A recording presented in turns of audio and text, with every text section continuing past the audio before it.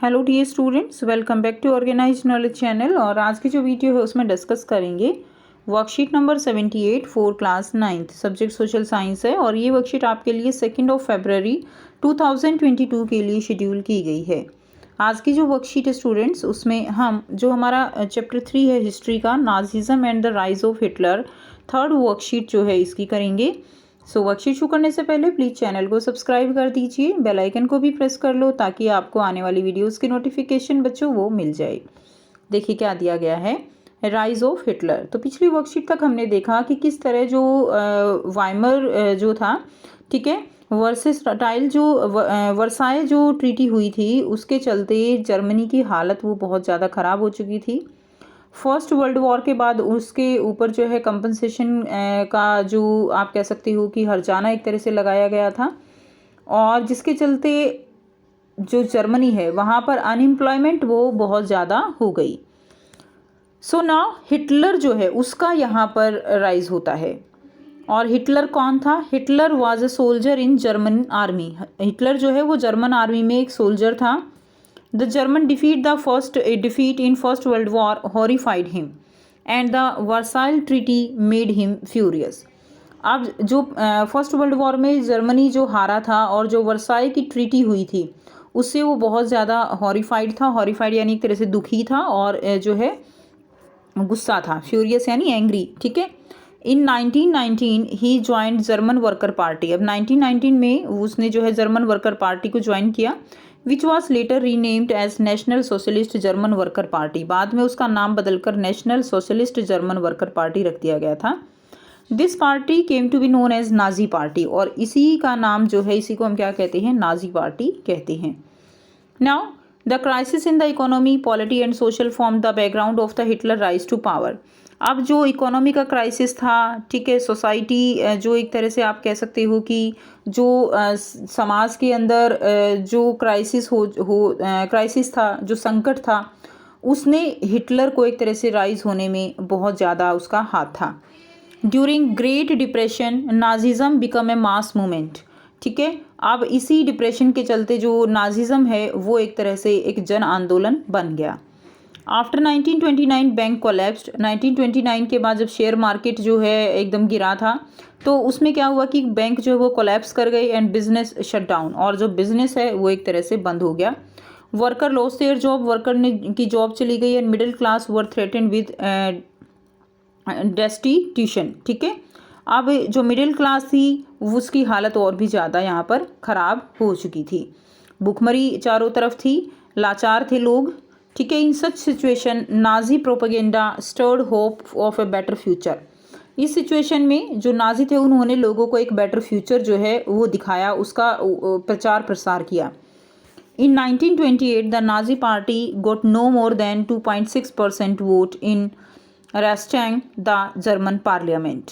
1928 में जो Nazi party है उसको जो है 2.6% वोट भी नहीं मिले थे, ठीक है, राइस्टंग जर्मन पार्लियामेंट में।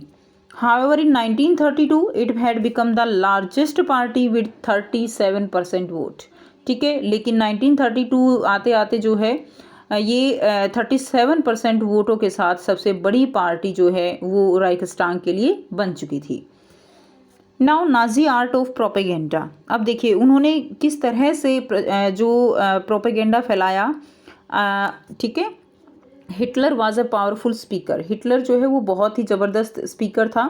इन his speeches he promise to build a strong nation undo the injustice of the Versailles, तो Versailles treaty and restore the dignity of the German people, employment for unemployed and secure future for the youth. जो वो speech देता था, भाषण देता था, उसमें बहुत ही स्ट्रॉन्ग नेशन का प्रॉमिस करता था।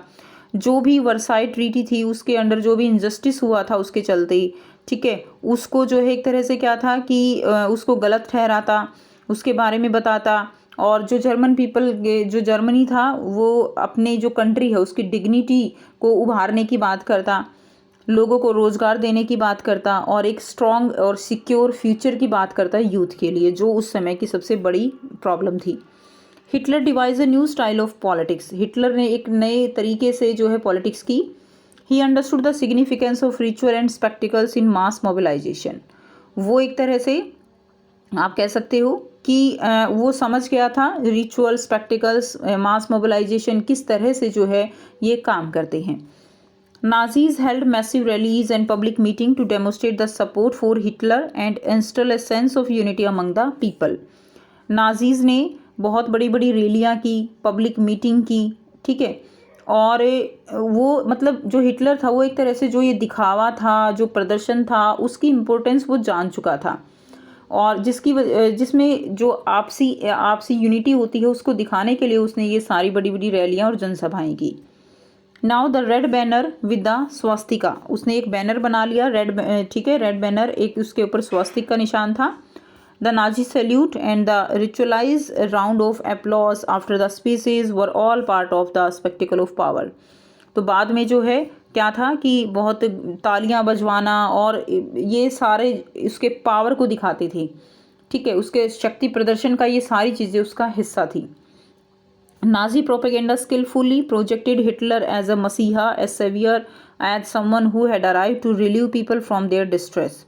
नाजियों ने जो हिटलर है उसको एक तरह से मसीहा, एक जो रक्षक होता है, एक अवतार होता है, उसके रूप में दिखाया लोगों को। It is an image that captured the imagination of people whose sense of dignity and pride has been shattered and who were living in a time of acute economic and political crisis। और इस तरह से उनको ये सारी बातें, जो लोग थे, देखो वो बहुत ज़्यादा गरीब हो चुके थे, लाचार थे, भूखमरी आ चुकी थी, आर्थिक संकट था, जिसकी वजह से उनको ये सारी बातें अच्छी लगती थी और उनको ये लगने लगा कि बस यही एक आदमी है जो हमें इन सारी मुसीबतों से छुटकारा दिला सकता है, ठीक है। तो हिटलर जो है उस समय उन लोगों के दिमाग से खेल रहा था। नेक्स्ट देखिए, डिस्ट्रक्शन ऑफ डेमोक्रेसी। अब हिटलर ने जो डेमोक्रेसी थी उसका कैसे खात्मा किया और कैसे जो जर्मन था उसके ऊपर अपना कंट्रोल किया। On 30 January 1933 president Hindenburg offered the chancellorship, the highest position in the cabinet of minister, to Hitler. 30 जनवरी 1933 में जो प्रेसिडेंट थे हिडेनबर्ग, उन्होंने जो है सबसे पावरफुल जो पोजीशन होती है चांसलर की, वो हिटलर को दिया। By now the Nazis had manage to rally the conservative to their cause, having acquiring power, Hitler set up to dismantle the structure of democratic rule. आप देखिए, जो नाजी पार्टी थी वो जो कंजर्वेटिव लोग थे उनको भी वो अपने साथ उस समय तक जोड़ चुके थे, और धीरे धीरे अब हिटलर ने जो भी आप कह सकते हो कि संस्थाएं थी उन सब को, जो जहाँ पर डेमोक्रेटिक चीज़ें चलती थी उन सब को धीरे धीरे ख़त्म करना शुरू कर दिया। अब हिटलर था वो डेमोक्रेटिज्म के बिल्कुल खिलाफ था, ठीक है, वो एक तरह से जो होता है मोनार्की सिस्टम उसके फेवर में था। The first decree of 28 Feb 1933 indefinitely suspended civic right like freedom of speech, press and assembly। First decree हुई 28 1933 में, ठीक है, जो एक अध्यादेश जारी किया गया, तो उसमें जो है क्या किया गया, उसमें जो लोगों को बोलने का अधिकार था, प्रेस, असेंबली, इन सब के अधिकार छीन लिए गए। On 3 March 1933 the enabling act was passed which give Hitler all the power to sideline parliament and rule by decree. 1933 में 3 मार्च को एक और जो है बिल पास हुआ, एनेबलिंग बिल, जिसमें हिटलर ने जो है एक तरह से पार्लियामेंट के सारे जो आदेश होते हैं वो एक तरह पे उसको, मतलब पार्लियामेंट जो है उसको एक तरह से धकेल दिया एक तरफ, और निरंकुश जो है उसको अधिकार मिल गए। All the political parties and trade union were band except for the Nazi party and it's affiliation. Nazi party को छोड़ के और उससे जो जुड़े हुए एफिलिएटेड जो संस्थाएं थी उनको छोड़ के सभी जो यूनियन थे, ट्रेड यूनियन, उन सब पर जो है कंट्रोल कर लिया गया, पाबंदी लगा दी गई, बैन कर दिए गए। The state establish complete control over the economy, media, army and judiciary. और इस तरह से इकोनॉमी, मीडिया है, आर्मी है, जुडिशरी, सब पर उसका पूरी तरह से कंट्रोल हो गया। आप 4 क्वेश्चन दिए गए हैं, आंसर करेंगे 1 बाय 1। फर्स्ट क्वेश्चन है what were causes for the rise of Hitler, ठीक है, हिटलर के राइज होने के क्या कॉजेज थे। सो आंसर रहेगा failure of the Weimar republic and the crisis in the economy, polity and society form the background to Hitler rise to power. तो economy, polity, society, ये सब, इन सब में क्राइसिस जो है वो मेन रीज़न था, साथ ही वाइमर जो रिपब्लिक है उसका failure. Second is what promises were put by the Hitler to the people of Germany, क्या प्रॉमिस किए गए थे सो आंसर रहेगा establishment of a powerful nation, कि एक पावरफुल नेशन बनाएगा। Second, promise to take revenge for the injustice done in the treaty of Versailles, ठीक है, प्रॉमिस टू टेक रिवेंज यानी जो वर्साइल की ट्रीटी हुई थी उसका जो इनजस्टिस हुआ था उसका रिवेंज लेगा, उसका प्रॉमिस किया कि बदला लूँगा मैं उनसे।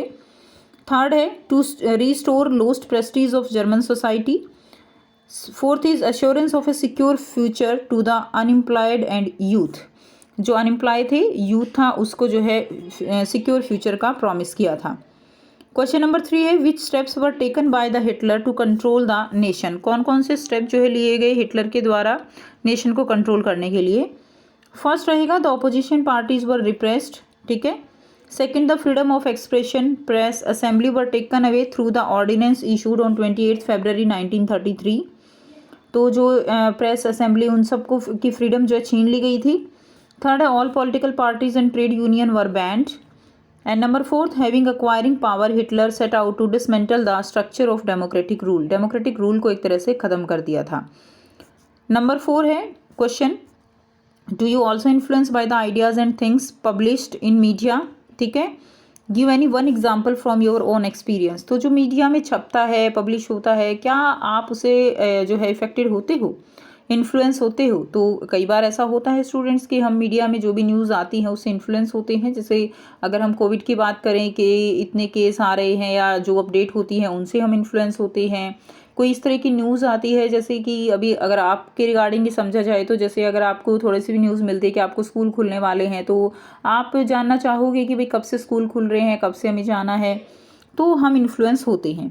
Yes, many times we are influenced by the things and ideas propagated in the media. Like when there is a news in the media that our schools are going to open, then we are curious to know when to go to school, कि हमें कब जाना है, ये जानने के लिए हम उत्सुक रहते हैं।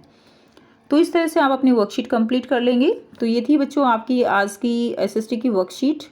आई होप सभी बच्चों को ये क्लियर है। अगर वीडियो अच्छी लगी तो वीडियो को ज़रूर से लाइक करना, शेयर करना और चैनल को सब्सक्राइब करना। सो थैंक्स फॉर वॉचिंग, मिलते हैं नेक्स्ट वीडियो में नेक्स्ट वर्कशीट के साथ। Take care, have a nice day.